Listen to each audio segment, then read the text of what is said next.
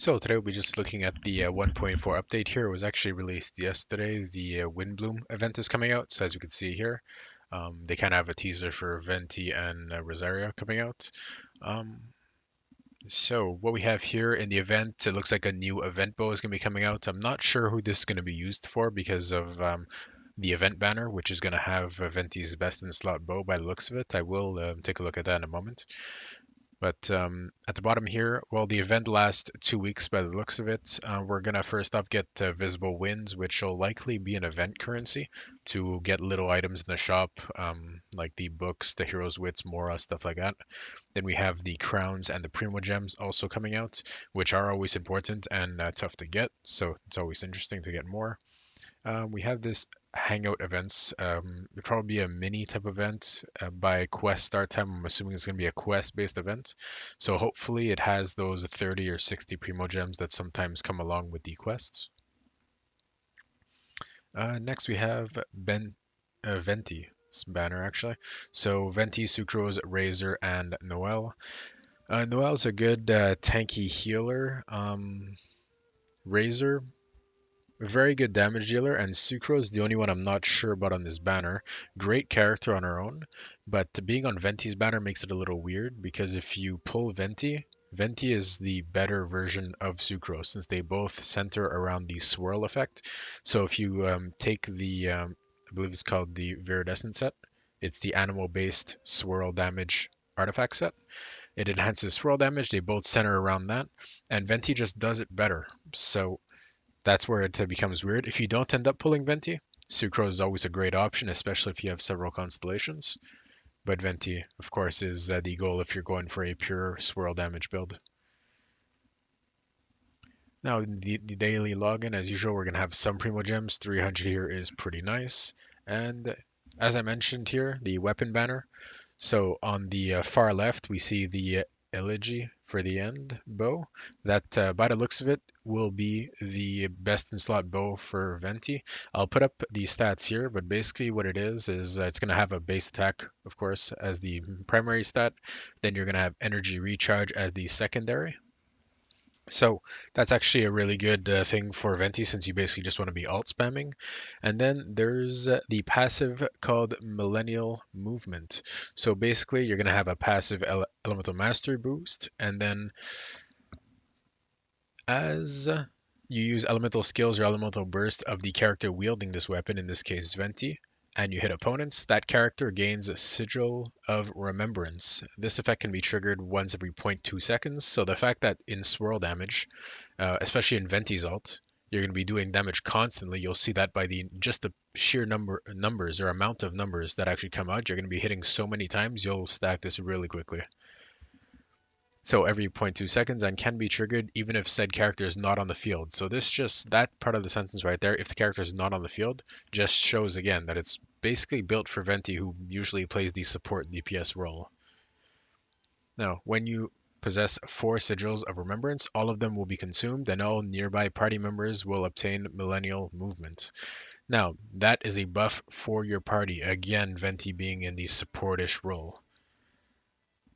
And what it does is it increases your elemental mastery by 100 and increases attack by 20%. Once this effect is triggered, you cannot gain sigils for 20 seconds, and you cannot stack multiple millennial movement buffs.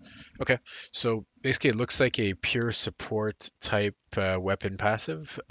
Literally perfect for Veti's kit. So for anyone who's whaling out there or spending on this banner specifically, we'll be gunning for that bow, simply because it's the best one out there for Venti. The good thing about this banner, though, is we're just going to skip over the Skyward Blade for a second, is that on the left side here, we have the Favonius Warbow. Basically what that is, it's kind of the budget tier of this one, actually, was the previous best in slot for Venti. It has attack-based stat with energy recharge too, and also it accumulated energy particles as you trigger damage effects, so or as you crit, if I'm not mistaken. I'll throw up the passive there again, but it's the 4-star version of this here. It'll be less good right now, but it was the previous best in slot and still a very good bow for Venti. You could alt on cooldown with this bow, so don't feel like just because you don't have this one, it's not usable. Favonius Warbow, definitely a good one for Venti, and you can use it, and you'll get the full value from Venti without necessarily having this bow here. Now, going back to the Skyward Blade, basically this is a weird sword, so that's why I'm not too sure about this banner actually.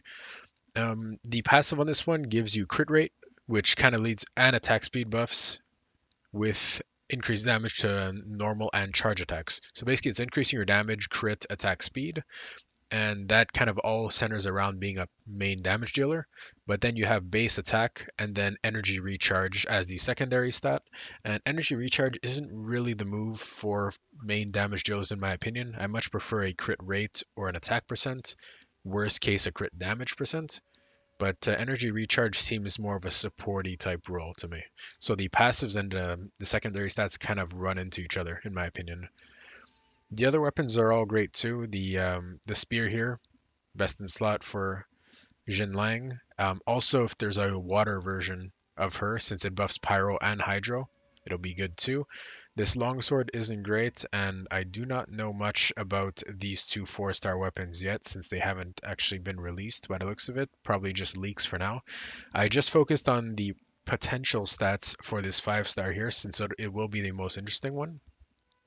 When the banner comes out and the stats actually come out for these two 4-star weapons, I will make an update. But didn't want to focus on leaks for 4-stars. Just probably people are more interested in the 5-star, so discuss the leaks there. But usually I just like to go with the official stuff for the official news.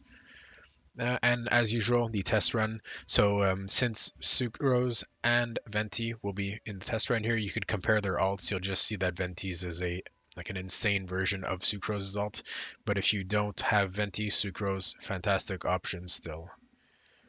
Okay, so if we scroll down further here, you're going to get discounts on these, but they're basically ripoffs already. So definitely still don't get those, even with the discount. 10% isn't that much either. And here, this is an interesting thing too, since I do have some thoughts about the Battle Pass here. I might put those in another video, but simply put, I think this is not based on any leaks or any information or anything, but I think this might be the last time this Battle Pass runs specifically, because it'll be the 5th time that this one runs. And basically why 5 is important is weapons only get refined to level 5. So for anyone going for a single weapon, they will have 5 if they went for it every single time. And there are 5 weapons here, 5 types. So whether you went the getting all the weapons option or the refining one weapon type, your time will be up on this battle pass. So you'll have no more use for it. And that's a big part of why the battle pass is worth it. So if it's no longer being used, so the weapon part no longer being used, it gives less value. So I think miHoYo might actually be switching that on the 6th run. So this run coming up might be the last one on this banner here. Again, this is not off any information. This is just based off me seeing the refinement levels and the number of weapons that are there. You kind of crunch the numbers in your head and kind of figure 5. It's kind of convenient that it's 5 and 5 for number of weapons and refinement levels, and that we're happening on the 5th cycle here.